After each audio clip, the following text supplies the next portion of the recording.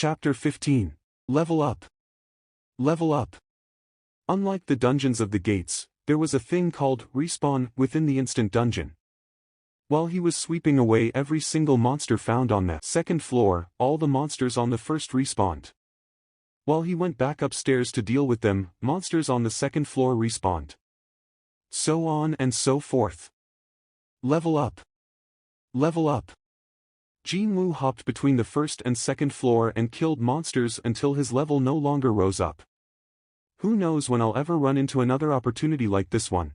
Along the way, he got so used to this place that he was able to predict from where and how the monsters would try to attack him. A monkey, falling from the ceiling.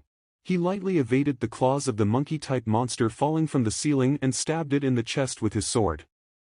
And then, Kiek. One cat each from left and right.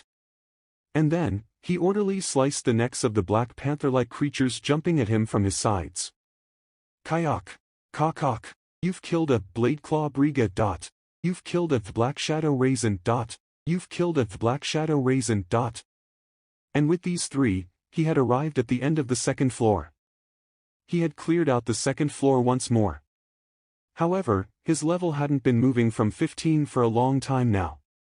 It seemed that reaching that high was the limit for the first two floors. Stats. Strength, 45. Stamina, 24. Agility, 24.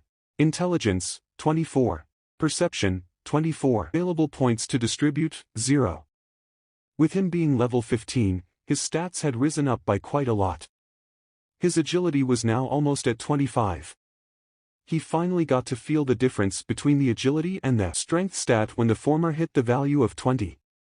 The agility did not increase his speed, but rather, it was as if the opponent's movement had become far slower in his perception, instead. Exactly like watching a slow-motion video. The scenes of the monkey falling from the ceiling and panthers pouncing on him played out in slow motion. Should he describe it as him being able to manipulate the time flow as he wished? It became easier to evade enemies' attacks, and it also became easier to hit them as well. As the word implied, he had indeed become more agile. The so-called speed was wholly dependent on who was looking at it. The higher his agility stat, the bigger the difference between him and his enemies would become. From their perspective, he'd look as if he was moving at an unbelievably quick speed. If both the strength and agility increase concurrently, their synergy should be pretty incredible. That was his final assessment of the agility stat. Besides all that, Jinwoo shifted his gaze away. What should I do now? He was looking at the stairs leading down to the third floor. There was a reason why he continued to hunt in the first two floors even though there was a way to go even lower. It's giving me the creeps. With his perception stats so much higher, he could sense the aura of something ominous lurking down there far better than before. Without a doubt, something really strong was hiding somewhere down below. He didn't have to see it to know. Jinwoo recalled the message he saw back by the entrance of this instant dungeon. You cannot exit the dungeon. Please defeat the boss first or find the return crystal. The existence of the boss. Jinwoo had been roaming the first two floors in order to raise his levels until he couldn't anymore, all for the purpose of fighting this boss. He had prepared himself as much as he could, but, when the time to actually go down there came, he was getting all sweaty and nervous. Jinwoo lightly slapped both of his cheeks. I've entered a dungeon, so I can't just leave without taking a look at what this boss looks like, now can I? A certain amount of tension was a must in order to maintain the peak condition. And this amount was just about right for him. Jinwoo gripped the sword tightly with both of his hands, slowly descended the steps. Could he have been mistaken when the steps felt unusually longer than before? He swallowed dried saliva down. The lighting was worse than the first two floors, but there was no problem with seeing where he was going. Is it because of my perception stat? He couldn't help but feel that his eyesight had improved greatly. He cautiously climbed lower until eventually spotting the railway tunnel used by the subway trains. No, he saw where the railway used to be. The tunnel that should have been used by trains was now filled with jet black liquid, instead. What is this? Rather than a subway tunnel, it was more like a lake or a river now. Just as Jinwoo took one more step forward to take a closer look, A long log-like object shot out from the surface of the black water. Swish! It's fast! The thing that arrived in front of his nose in the blink of an eye was not a log, but a snake with the thickness rivaling one, actually. Heap! Taken by surprise, Jinwoo could only swing the sword and strike the head of the snake away from him. Clang! Jinwoo's eyes opened wider. What the hell? He did succeed in deviating the direction of the lunging snake, but his trusty steel longsword ended up breaking apart from the impact. Jinwoo looked back in surprise. The snake must have been surprised by his counterattack as well, because it didn't try to follow up right away, but instead chose to simply glare at him while coiling itself up a distance away. The ruler of the swamp, Poison-Fanged Blue Kasaka. Jinwoo could clearly see the orange-colored name of the monster. It was a creature incomparably faster and hardier than those with their names written in white. Even then, for a sword reinforced with magic energy to break like that, Jinwoo swallowed nervously and cautiously studied the boss monster called Kasaka. Blue scales covering its entire body gleamed in an oily manner. As if it had draped itself with thick armor, those scales had no gaps to speak of. Sword strikes wouldn't have worked in the first place. It'd be the same story for punches, too. When Jinwoo's thoughts arrived there, the Kasaka must have finished its own analysis on its prey, because it finally lunged at him once more. No matter how one looked at it, it was a frightening turn of speed, that's for sure. Swaiwaiish. Jinwoo narrowed his eyes. It's coming. When he concentrated hard, he could now clearly see the attack of the Kasaka, which was something he couldn't even properly decipher in the beginning. This was all due to the increased agility stat. Just before the Kasaka opened its maws wide and tried to swallow him, Jinwoo swiftly sidestepped and let the attack brush past him. At the same time, he wrapped his arms around the creature and caught it in a headlock. He then tightened his grip. X for bones breaking. Jinwoo's strength stat was almost at 50. An unbelievably powerful pressure tightened around the snake's main artery. The snake could not escape from his grip and thrashed around as if it was in pain. Jinwoo gritted his teeth and strengthened his arms even more. Slam! Boom! Jinwoo's body slammed against the walls and on the floor, but he never released his arms. If I didn't raise my levels as high as I could before coming here, there was literally no end to wondering about what-ifs and what-could-have-beens. However, all kinds of thoughts still swirled in Jinwoo's head. If he didn't raise his level to the limit, if his strength stat wasn't so illogically high, then, he'd have gone through incredible hell in order to kill the Kasaka. No, he might even have died here. So, his decision not to come down right away proved to be the smart one. His choice was indeed the right one. Crack!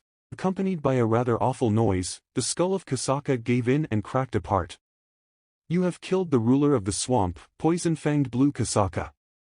Level up! Level up! As expected of a boss mob, his level rose up by 2 after killing the Kasaka. Jinwoo tightly clenched his fists. The level that had been stagnating at 15 had jumped up to 17. In just a single day, he crazily raised his level from 1 all the way up to 17. However, no one hunted boss mobs for experience points. Indeed, if it was a boss mob, then it'd be all about the loot drops. When he started checking out the dead snake, 2 spots of light began gleaming from somewhere within its limp body.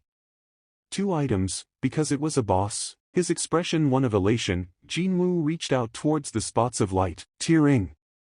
You have discovered item, Poison Fang of Kasaka. Take it. You have discovered item, Poison Sac of Kasaka. Take it, take them all. As soon as he said those words, a dagger made out of a bone and a small pouch with liquid in it appeared on his palms. Item, Poison Fang of Kasaka. Rarity, C, type, dagger, attack plus 25. A dagger fashioned from the poison fang of the Kasaka. There are traces of the Kasaka's poison on it, so when attacking, it will cause paralysis and bleeding status. Effects can be stored in the inventory, or can be sold at the store. Status effect, paralysis, the target will be unable to move. Success rate is fixed. Status effect, bleeding, the target's stamina will be reduced by 1% per second. Jinwoo nodded his head. A dagger made not out of bone, but from the Fong, huh. It's not a bad item with those options. Next up was the pouch.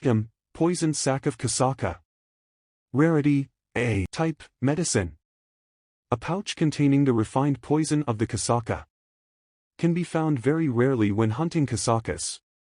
Drinking this poison will give you strong skin, but the toxicity will permanently damage your muscles. Effect: the iron scales of Kasaka, 20% reduction in physical damage. Side effect: damaged muscles, strength -35. Jinwoo's expression alternated between joy and anguish. The poison Fong of Kasaka was a good weapon to replace the broken longsword. Not only did it possess over twice the attack power, but he really liked the two status effects of paralysis and bleeding, too. However, this poison sac is a bit. Initially, he was really pleased to find an item with the rarity rating, but when reading the description, he realized this was not something he could feel completely chuffed about.